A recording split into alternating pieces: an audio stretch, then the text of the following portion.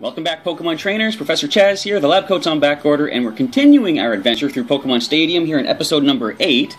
Usually we're trying to get 2 episodes per cup in the stadium, but unfortunately the Ultra Ball difficulty of the Poké Cup did take a little bit extra time, and we went into a 3rd episode. So anyway, here we are, episode number 8. We're going back into the stadium. There's only one challenge left to complete. It is the Prime Cup of level 1 to 100 Pokemon. As I said at the start of the series, they might as well have just called it level 100 because every opponent is going to be a level 100 Pokemon. I have gone ahead off screen and gotten the first 3 difficulties complete. We have made it to the Master Ball difficulty. I haven't tried this yet. Chances are we might not be able to pull through because, as I've said, I'm only using the Pokemon that I have from my Pokemon Blue playthrough. Basically playing through this as sort of a limited sort of a game where if you had access to one of the cartridges like I do here, Pokemon Blue, you only had a certain amount of TMs to be able to teach your Pokemon, and unfortunately that does mean that a number of Pokemon are going to be left kind of, short-changed, I suppose. You can use any Pokemon you want, as you can see, but we're going to go over there to the level 100s. I've got them all ready to roll. I'm going for some classic ideas. You're going to see we start with Blaze the Charizard. He has Fire Blast, Slash, Leer, and Ember. We're also going to bring Sprout the Venusaur with Solar Beam, Tackle, yes, Tackle, Leech Seed, and Toxic. Also bringing Sheldon, Water Gun, Bide, Skull Bash, and Withdraw. So, again, I could have gone with Surf, but this is the moveset he's going to have if and when he makes an appearance in Pokemon Silver. So I want to keep things consistent from playthrough to playthrough across the generations, and we're just going to go with that for his moveset. We're also bringing the legendary Thunderbird Zapdos with Thundershock, Drill Peck, and I taught him Thunder Wave and Double Team from TMs, so those could come in handy. Articuno, I am going to fully admit, doesn't have the best moveset. He's got 3 moves. Peck and Ice Beam is what he had naturally when I caught him, and I taught him Water Gun to deal with a few weaknesses of his such as Rock and Fire. More often than not, I'm really only going to focus on bringing him if we do see some opposing Dragon types, so we can get that powerful Ice Beam off with a nice special set of 263. I haven't been mentioning the stats at all, but you can see all the stats as I choose them. Now, you might think, well, you got the 3 Kanto starters, you got 2 of the 3 legendary birds, time for Moltres. Nope, I am going to bring Marowak. The idea here is a number of Pokemon on the opposing side, my own side. A number of my own Pokemon are weak to Electricity, Blaze, Sheldon, and Articuno. Another number of my Pokemon are weak to Rock, Blaze, Articuno, and Zapdos. So I wanted something kind of resistant, and I already had a Fire Flying type in Blaze the Charizard. I didn't need to go capture Moltres, and if you did watch the full playthrough of Pokemon Blue, you know I don't officially add Moltres to my team. I caught it in an after sort of a what-if episode, how could I capture it? I did, but that wasn't part of the playthrough. Moltres does not exist in my collection, so I'm going to go with Marowak for some Electricity immunity and some Rock resistance. And I didn't mention the moveset, but he still has Bone Club, Growl, and Leer to lower some stats, and I taught him Submission from TM. So let's see how well we can do. We haven't lost yet, even off-screen. Well, we had to use continues, but as far as getting defeated out of a cup, we haven't been beaten just yet. We see a number of bugs, or 2 bugs, and a couple of fire types. Rock would be really good. We don't have Rock. But I can go ahead and bring Blaze. He'll resist the fire and get some good fire attacks off on those 2 bug types. Normal is good. You know what? I'm going to bring Marowak. They got normal types and fire types, so Marowak has 2 super effective moves on either of those kind of Pokemon. The last Pokemon I'm going to bring, I'm thinking I can go ahead and either Zapdos or Sheldon. Sheldon could get some, well, Water Gun isn't the most powerful thing. I'm going to go with Zapdos. We have Drill Peck to deal with the bug types as well. Plus some pretty nice special stat. So the Master Ball difficulty, this is my first attempt at this as well, as a Magmar is the lead on the opposing side. I do not believe you can get Thunderbolt yet at this point in the generations. Later on you can get Thunder Punch, but I think we're safe to go for the Slash attacks with our Charizard to try to drop the Magmar. And a critical hit brings it down halfway, +2. And that's your best move against my Charizard, is it? Well, it was critical. I will give you that. So let's go ahead and slash away again, hopefully dropping the Magmar. Now, as far as the Pokemon I'm choosing, Blaze, Sprout, and Sheldon have the most versatile movesets of 6 Pokemon. Zapdos is pretty decent, and Marowak is pretty good too, but like I said, Articuno is kind of only here if we do need to use Ice attacks. So let's go ahead and fight the Pinsir. Do I want to go for Ember, or should I go straight up with the Fire Blast? I'm going to give Fire Blast a shot. I think Pinsir might have Rock moves. So, I'm kind of scared about that, but let's see if we can land the Fire Blast, and if so, it's going to be a one-hit KO. as it does connect against Pinsir. Down goes the bug. So one Pokemon remaining on the opposing side. Did they bring one of the normal types? Raticate or Kangaskhan could be coming in next. And they can learn some pretty versatile moves themselves. So here we find Raticate. Okay. So I think probably our best option is to go ahead and fire off another Fire Blast. See what they're going to go for. Are we faster than Raticate? We are not. Well, doesn't really matter. They go Quick Attack. A Light Tap. That was a light tap, not a decent hit. What are you talking about? So Fire Blast away. Now, I'm hoping to get through this recording very quickly as a critical hit connects against Raticate. We just got ourselves a perfect, folks. But I'm hoping to get through these battles kind of quickly because I am currently in sort of a rush to get stuff recorded in preparation of Animaritime. I am leaving at this point as I'm recording this in about 3 hours, 3.5 hours or so. So, I'm on a bit of a time crunch. I don't know if I can record this and edit it and upload it in time, but I'm going to certainly try my best. But if it turns out that you're watching this on a day other than a Saturday or later on a Sunday, then what happened is I had to upload late. But anyway, here we see a decent team. I think Blaze might be good, but I don't want to lead with him just yet. I'm going to go ahead and... Well, we see 4 weaknesses to Ice. I'm going to lead Articuno. I just hit the wrong Pokemon. I hit Sheldon. I'm going to go Articuno for the lead. Jinx, we're going to bring Blaze to deal with. And he can also deal with that Victory Bell as well if he needs to. And who else should I bring? Well, they're both weak to Rock, and we see a number of Rock Pokemon, so I'm going to bring Marowak for the resistance. We do have super effective Bone Club and Submission on the Golem. Of course, the Aerodactyl will be immune to the Bone Club, but we can go ahead and Submission it for at least neutral damage. But the Victory Bell is the lead, so we're going to go ahead and fire off the Ice Beam. I wanted to make a fire joke, but this is the complete opposite. Now, I don't think I mentioned this at all in the Blue playthrough or yet in... That's a freeze, but yet in Stadium. However, fire does not resist ice in this generation, which kind of doesn't make sense when you think about it. And it kind of does, because if you shoot a beam of ice at something...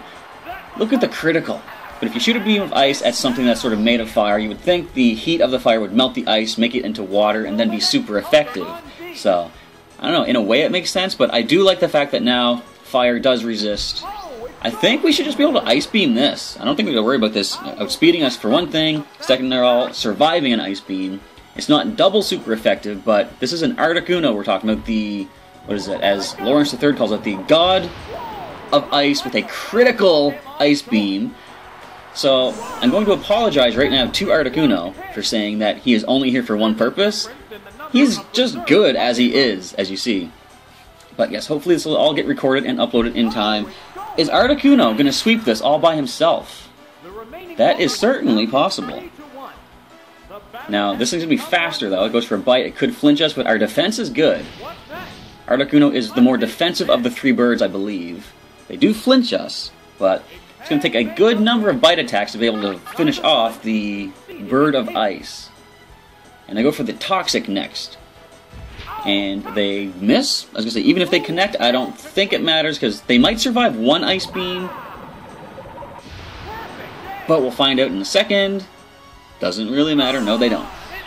So, one-hit wonder. Alright, Articuno, pulling through. I didn't have much high hopes for you outside of certain situations, but you were good against everything on that team.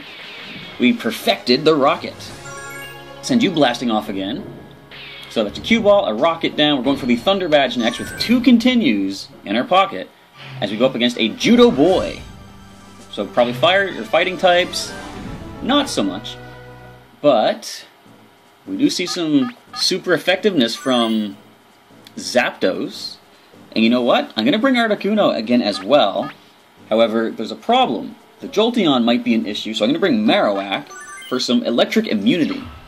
But Zapdos has Drill Peck to deal with a lot of the fighting types. As we see, a Scyther is the lead. So I can go ahead and go for the Thunder... I'm going to Thunder Wave first. Paralyze this thing. It is pretty fast. As you see right there, it is faster. Oh, this guy must be all about critical hits. Getting pumped up, we're going to paralyze you quite nicely.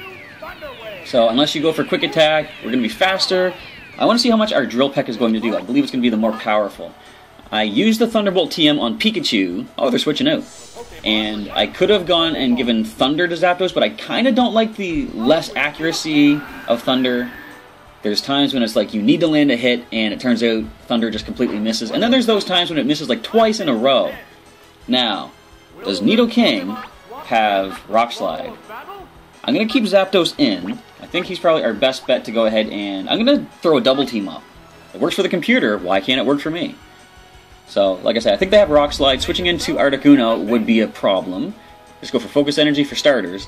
But if I brought Articuno in double weak to Rock, could probably lose him. And plus, now that Scyther is paralyzed, I am pretty sure Articuno can drop it with an Ice Beam.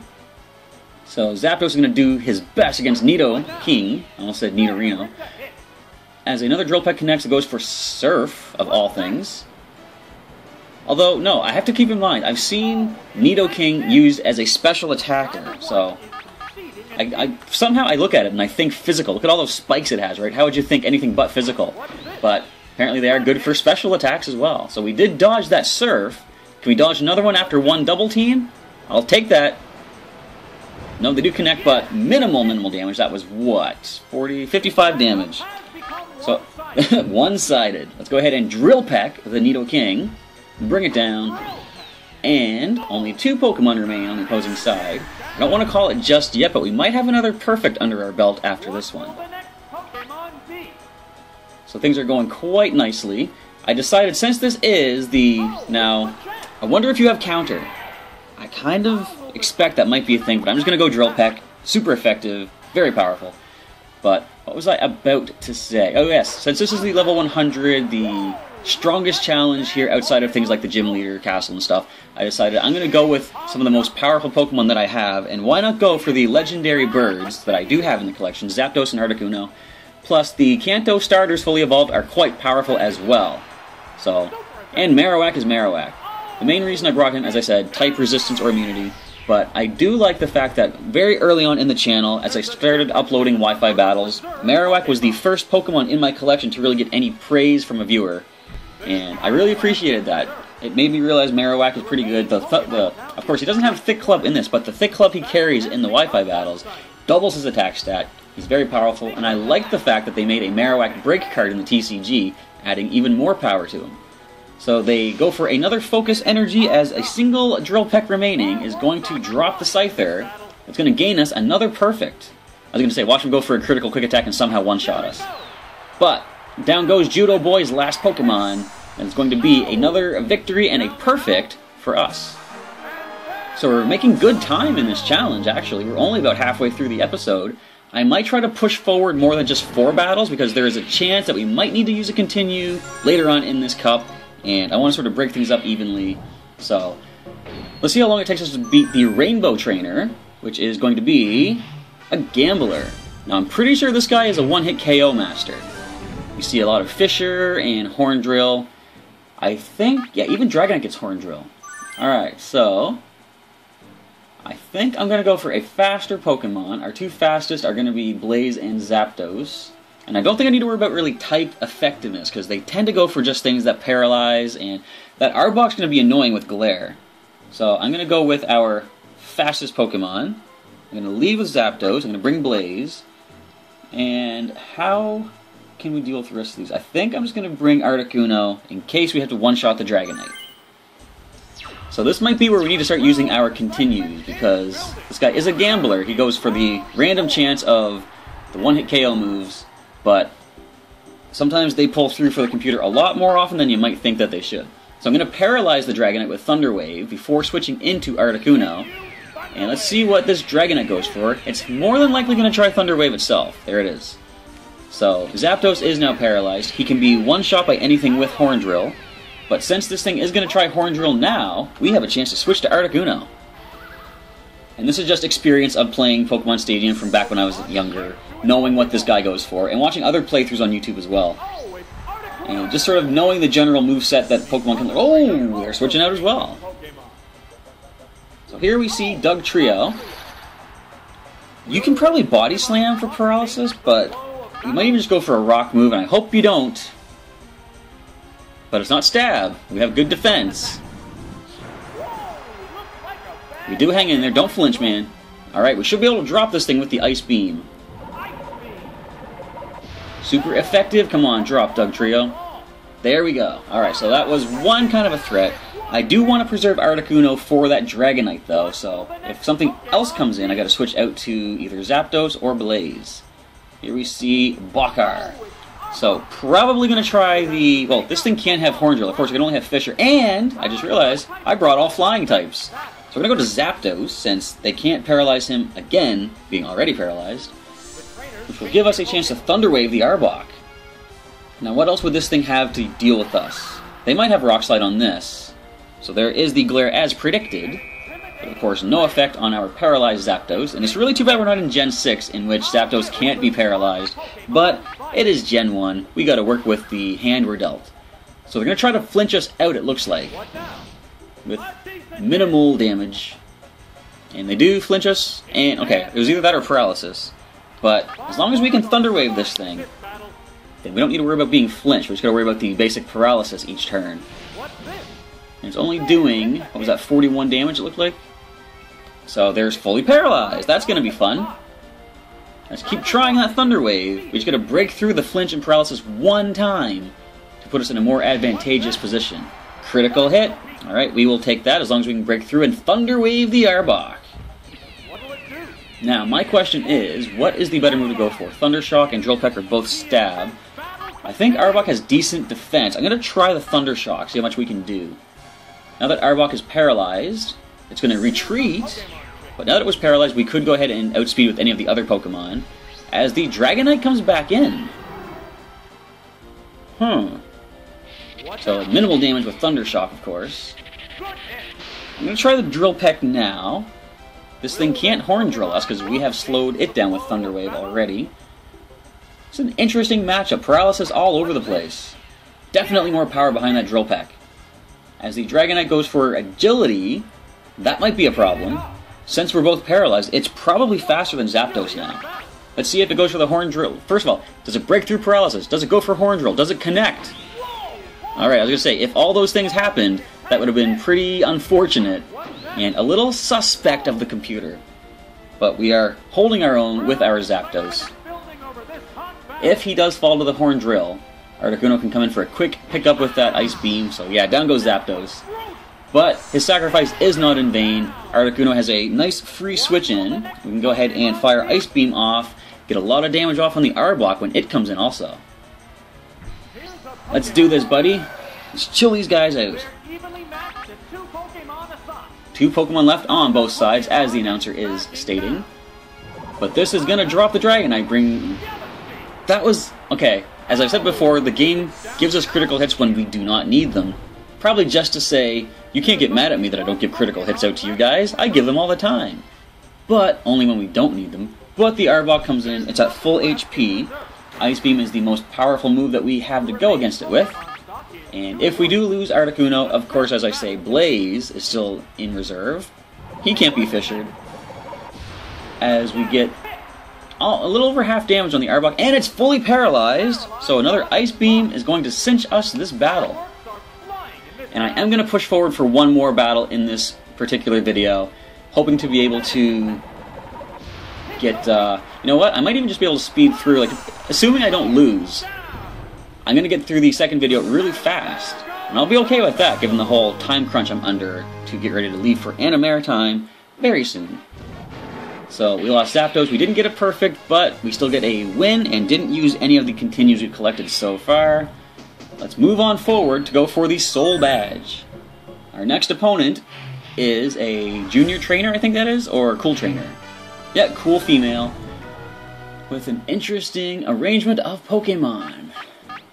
So I'm going to say Marowak is out for this one. Sprout might be okay against a couple of these things. I'm going to bring Zapdos. I'm going to lead Zapdos because I want to go for possible Drill Peck on the grass types and we can get Thunder Shock on the rest.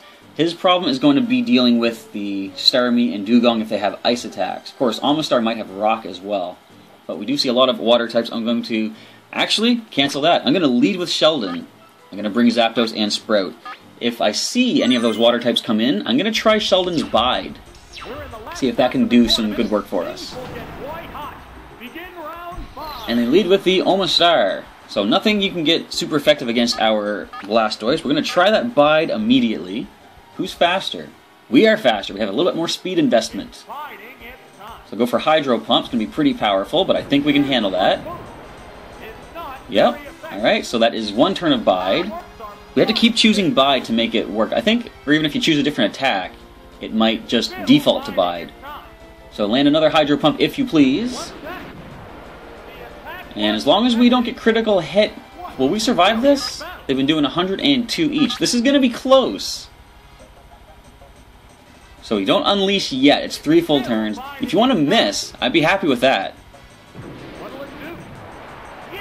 And they got a high roll on that final one, and it drops our Blastoise. Isn't that something? Alright, let's go ahead and... Hey, Sprout, do you want to throw a Solar Beam at this thing, please? Thank you very much. I'm not waiting for his answer. That's what's going to happen. Alright, Solar Beam is number 1 at the top there. They're going to switch out? I thought so. Don't go into Exeggutor or even your own Venusaur. Well, at least we'll get only part-resisted damage off. But it does have Psychic, of course. I could Toxic this before switching out. But let's see how much damage the Psychic is going to do. First of all, let's see how much the Solar Beam is going to do. Basically what I expected. They're going to Egg Bomb. So we might have a chance to Toxic. That wasn't bad. Could have been worse though, fortunately. So let's go ahead and throw the Toxic out there. I might, when I switch into Zapdos, want to start double teaming up, because I don't think there's too much the Exeggutor can do to Zapdos. And we can let the Poison drain it out, of course. I'm going to leave Sprout in to take this hit, because he double resists it. And let's fire off our massive, powerful Tackle Attack. Just get a little bit of chip damage off on this thing before switching out. And I hope on the next turn when I switch... How do you miss the Tackle? Come on, this is Pokémon Stadium. This is where everything comes down to the wire. Alright, so now is the time to switch out. Go into Zapdos, and as I say, start up with those double teams. I could Drill Peck this to take it down, but I want Zapdos in a nice sort of defensive position for whatever comes in next. That Omastar is going to be a problem. And they're switching too. Omastar. Now, do you even get rock moves though in Gen 1? I know you can get ice. Let's just fire off the Thunder Shock. I don't think this is going to do too much. Your special is really good. And it's going to take another 3 of those as they go for a Hydro Pump. It's going to miss this time though. Hello, computer player that I'm fighting against. Of course you don't miss a Hydro Pump. Why would that ever happen? Even if I double team, that's probably going to make it more accurate, knowing how the computer functions. So can we get a critical? I would like a critical or paralysis, please. Final Hydro Pump. Let's see if it lands. Now, Hydro Pump's accuracy is not 100%, so statistically speaking, one of those 5 had to have missed. Of course it didn't. So critical on the Omastar. We do drop it. And with the poison on that Exeggutor, I think Sprout can still handle it as long as it doesn't go for a Psychic move. But we see in comes the poisoned Exeggutor. I want to probably preserve Zapdos, so I'm going to go back into Sprout. And let the poison slowly sap this thing's strength. I don't think we're going to come through this one the victor, though, so it looks like we are going to have 4 battles in the next episode, because we'll be using our first continue at the start. I'm going to go for the Egg Bomb. How much will this do to us this time, unless we dodge it? Nope. So let's see if we can land that Tackle Attack. That is our, as sad as it is to say, only hope to deal with this Exeggutor at this point. Alright, I'm just curious, how much damage will it do? Now, you have to land. Yeah. Alright, so they go for the Egg Bomb again. Can we dodge this one? It's not fully accurate. Right in my face. Alright, so down goes Sprout. Our real only hope, I could drop this Exeggutor, but the thing is, we won't be in any good position for whatever comes in next. So I'm expecting to lose, but I gotta play a risky move. I'm gonna go for the double teams now. Don't you talk about my Zapdos like that. Alright, so double team is up. Do we get hit by the egg bomb? Come on, Zapdos dodges, please. No. And, of course, just to rub it in my face, it has to land critical. So that is going to wrap up this episode. We have 4 battles coming in the next episode, at least, as we go through using the continues. But feel free to let me know what you thought of these matches. Throw a comment my way down below. Let me know some possible improvements. Bearing in mind, like I say, I'm limiting myself to what I can gain access to in a single playthrough of Pokemon Blue. So TMs are kind of up in the air. There's not really that much I can work with. But anyway, I want to say thank you for checking out the first episode of Pokémon Stadium for the weekend, and I'll catch you next time.